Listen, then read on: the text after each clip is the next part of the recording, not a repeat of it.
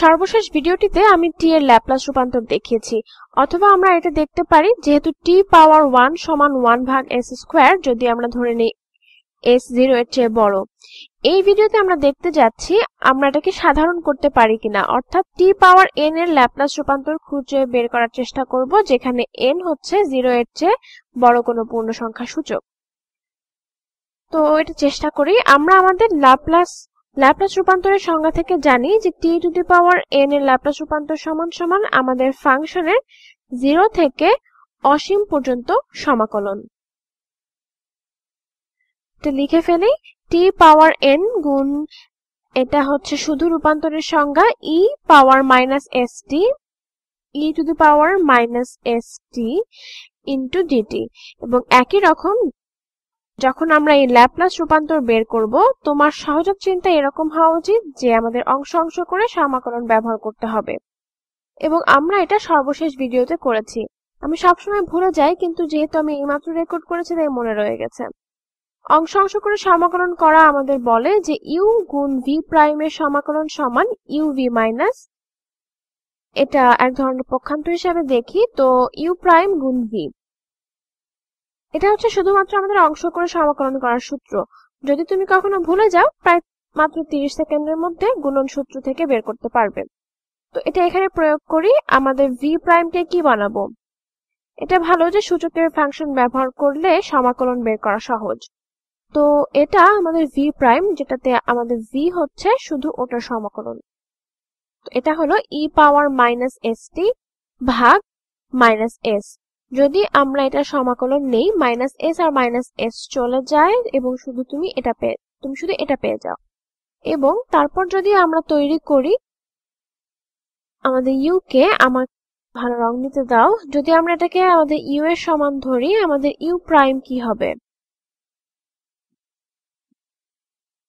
u prime হতে যাচ্ছে n গুণ t to the power minus n minus 1। যথেষ্ট পরিষ্কার। তো অংশ অংশ করে সমাকলন প্রয়োগ করা যাক। এটা u গুণ v এর সমান হতে যাচ্ছে u, এটাকে t to the power n হিসেবে ব্যবহার করব। তো u হচ্ছে t পাওয়ার n গুণ v, যেটা হলো u। তো এটা বিয়োগ, ওইখানে একটি বিয়োগ চিহ্ন আছে তাই আমরা বিয়োগ চিহ্ন দিয়েছি। বিয়োগ আমি শুধু এটা আবার লিখছি, e to the power minus st ভাগ মাইনাস s ভাগ s। এটা হচ্ছে uv পদ এখানে। আমাকে এটা পরিষ্কার করতে দাও এবং আমাকে এখানে একটা ভালো রং নিতে হবে। এইখানে এই পদটি হচ্ছে এখানের এই পদটি, এবং অবশ্যই আমি এটাকে 0 থেকে অসীম পর্যন্ত নির্ণয় করতে যাচ্ছি। 0 থেকে অসীম। আমি এখানে ছোট ব্র্যাকেট বা কিছু দিতে পারি। তুমি জানো যে আমরা এটা নির্ণয় করতে যাচ্ছি এবং তারপর এটা থেকে আমরা সমাকলন বিয়োগ করতে যাচ্ছি। এবং আমাদের সীমাবদ্ধতা ভুলে গেলে চলবে না, 0 থেকে অসীম পর্যন্ত। u প্রাইম সমান n into t to the power n minus 1।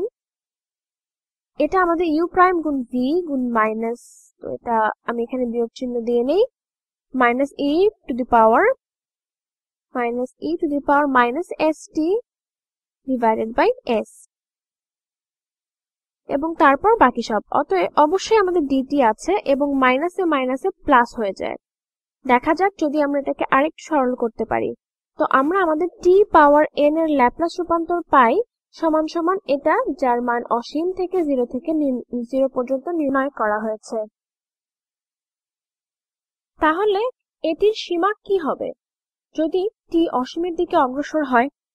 যেহেতু t অসীমের দিকে অগ্রসর হয়, এই পদটি তুমি বলতে পারো যে সত্যি অনেক বড় হয়ে গিয়েছে, কিন্তু এই পদটি সূচকের উপরে সূচক হয়ে যায়, কারণ তুমি পেতে যাচ্ছ e to the power minus অসীম। যদি আমরা ধরে নেই s 0 এর চেয়ে বড়, যদি s 0 এর চেয়ে বড় হয় এই পদটি বাদ হতে যাচ্ছে এবং এই পদের অসীমের দিকে যাওয়ার চেয়ে 0 এর দিকে যাওয়া দ্রুত হবে। তো যখন তুমি অসীমের জন্য নির্ণয় করবে তুমি 0 পেতে যাচ্ছ এবং তারপর তুমি এটা বিয়োগ করতে যাচ্ছ যেটা 0 তে নির্ণয় করা হয়েছে। শুধু minus 0 to the power n into e to the power minus s into 0 divided by s। আচ্ছা, এইটিও 0 হয়ে যায়। তো 0 থেকে অসীম পর্যন্ত নির্মিত এই সম্পূর্ণ পদটি সব 0, যেটা আমাদের জন্য একটি সুন্দর সুবিধাজনক জিনিস। এবং আমরা এই পরবর্তী পদটি ঠিক এখানে পেতে যাচ্ছি। তো ধ্রুবক সংখ্যাগুলো বাদ দিই, এই n আর এই s হচ্ছে ধ্রুবক। তারা টি এর সাপেক্ষে ধ্রুবক। তো তোমাদের আছে যোগ n ভাগ s গুণ 0 থেকে অসীম পর্যন্ত সমাকলন t to the power minus n minus 1 গুণ e to the power minus st গুণ dt এর জন্য। এখন তোমাদের কাছে যুক্তিসঙ্গতভাবে এটা পরিচিত মনে হওয়া উচিত। ল্যাপ্লাস রূপান্তরের সংজ্ঞা কি? কোন ফাংশনের ল্যাপ্লাস রূপান্তর সমান সমান 0 থেকে সে অসীম পর্যন্ত সমাকলন ওই ফাংশন গুণ e to the power minus st গুণ dt। আচ্ছা, যখন আমাদের এটি এবং e পাওয়ার মাইনাস st গুণ dt আছে, আমরা 0 থেকে অসীম পর্যন্ত সমাকলন নিচ্ছি, অর্থাৎ এই সমাকলন সমান সমান এটার ল্যাপ্লাস রূপান্তর t to the power n minus 1 এর। তো শুধু এটা একইভাবে, কারণ এই পদ 0 এর দিকে যাচ্ছে, আমরা একটি সরলীকৃত জিনিস পেয়ে গেছি। আমরা পাই t পাওয়ার n এর ল্যাপ্লাস রূপান্তর সমান এই সব 0, এটা সমান n বাই s গুণ এটা ঠিক ওইখানে গুণ এই সমাকলন, যেটা আমরা এই মাত্র বের করেছি, তা হলো t to the power n minus 1 এর ল্যাপ্লাস রূপান্তর। আচ্ছা, এটা একটি সুন্দর পরিষ্কার সরলীকরণ। আমরা এখন একটি উচ্চতর সূচকের ল্যাপ্লাস রূপান্তর বের করতে পারি তার থেকে এক সূচক নিচে ল্যাপ্লাস রূপান্তরের সাপেক্ষে, কিন্তু এটা এখন আমাদের সাধারণ সূত্র দিবে না। তো দেখা যাক যদি আমরা একটি সাধারণ সূত্র পাওয়ার জন্য এই তথ্যগুলো ব্যবহার করতে পারি। শুধুমাত্র t এর ল্যাপ্লাস রূপান্তর এটা লিখে ফেলি। আমরা ল্যাপ্লাস রূপান্তর পেয়েছিলাম শুধুমাত্র t টু দি পাওয়ার 1 এর জন্য, যার মান হচ্ছে 1 বাই s স্কয়ার যদি s 0 এর চেয়ে বড় হয়। এখন কি ঘটবে যদি t এর ল্যাপ্লাস রূপান্তর নেই? আমরা শুধু উপরের এই সূত্র ব্যবহার করতে পারবো। t স্কয়ার এর ল্যাপ্লাস রূপান্তর সমান সমান হচ্ছে n which is equal to n যা সমান 2 বাই s গুণ t to the power 2 minus 1, অর্থাৎ t to the power 1, t to the power 1 এর ল্যাপ্লাস রূপান্তর। আচ্ছা, আমরা জানি এটা 2 বাই s গুণ এই জিনিসটি, অর্থাৎ 2 বাই s কিউব। এবার আমরা t টু দি পাওয়ার 3 এর ল্যাপ্লাস রূপান্তর বের করার চেষ্টা করি।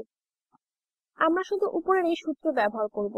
এটা হলো n ভাগ s, এই ক্ষেত্রে n হলো 3, তো এটা হলো 3 ভাগ s গুণ t to the power 3 minus 1, অর্থাৎ 2 t স্কয়ার, যার মান হচ্ছে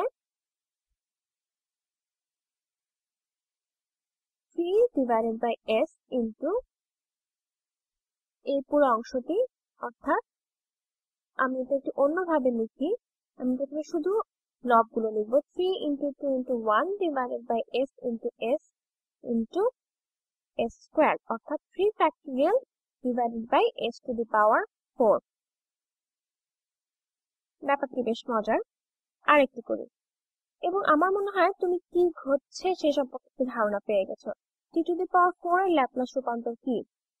এটা সমান সমান হবে হচ্ছে 4 ভাগ s গুণ t টু দি পাওয়ার 3 এর ল্যাপ্লাস রূপান্তর, এবং এটা হলো শুধুমাত্র 4 ভাগ s গুণ এটা, অর্থাৎ 3 factorial into s to the power divided by s to the power 4 সমান সমান 4 factorial by s to the power 5। আসলে আমরা একটা সাধারণ নীতি পেয়ে গেছি। আমরা যা করেছি সেই তুলনায় এটা প্রায় নগণ্য। এই যে ল্যাপ্লাস রূপান্তর t পাওয়ার n এর ল্যাপ্লাস রূপান্তর সমান হচ্ছে আসলে n ফ্যাক্টোরিয়াল ভাগ s to the power n plus 1। আমরা একটা চেষ্টা করেছিলাম, আমরা ঠিক এখানে এই মূল বিষয়ের ক্ষেত্রে প্রমাণ করেছি, এটা হচ্ছে 1 ফ্যাক্টোরিয়াল ভাগ s স্কয়ার, এবং তারপর আমরা যদি জানি এটা এটার জন্য সত্য, আমরা জানছি যে এটা পরবর্তী বৃদ্ধির জন্য সত্য হতে যাচ্ছে। তো ইন্ডাকশন প্রমাণ সব সময় অবশ্য, কিন্তু তুমি দেখতে পাচ্ছ এটা এটার উপর ভিত্তি করে। তোমরা যদি t টু দি পাওয়ার 10 এর ল্যাপ্লাস রূপান্তর বের করতে হয়, তুমি এটা বারবার করতে থাকবে। আমার মনে হয় তুমি নমুনাটি পরিষ্কারভাবে দেখেছো। তো যাই হোক, আমি ভেবেছিলাম যে এটা নিজেই পুরোপুরি একটি পরিষ্কার সমস্যা, এর বাইরে তুমি যখন বিপরীত রাশি এবং ল্যাপ্লাস রূপান্তর বের করবে তখন এটা দরকার হবে, কিন্তু এটা হচ্ছে একটি পরিষ্কার ফলাফল। t T two the power n এর ল্যাপ্লাস রূপান্তর, যেখানে n হচ্ছে একটি পূর্ণ সংখ্যা, 0 এর চেয়ে বড়, সমান সমান n ফ্যাক্টরিয়াল ভাগ s to the power n যোগ 1, এখানে s ও 0, s 0 এর চেয়ে বড়। এটা হচ্ছে আমাদের অনুমান, যেটা আমাদের আগে করতে হয়েছিল যখন আমরা আমাদের সীমা নিয়েছিলাম, যেহেতু t অসীমের দিকে অগ্রসর হয়। যাই হোক,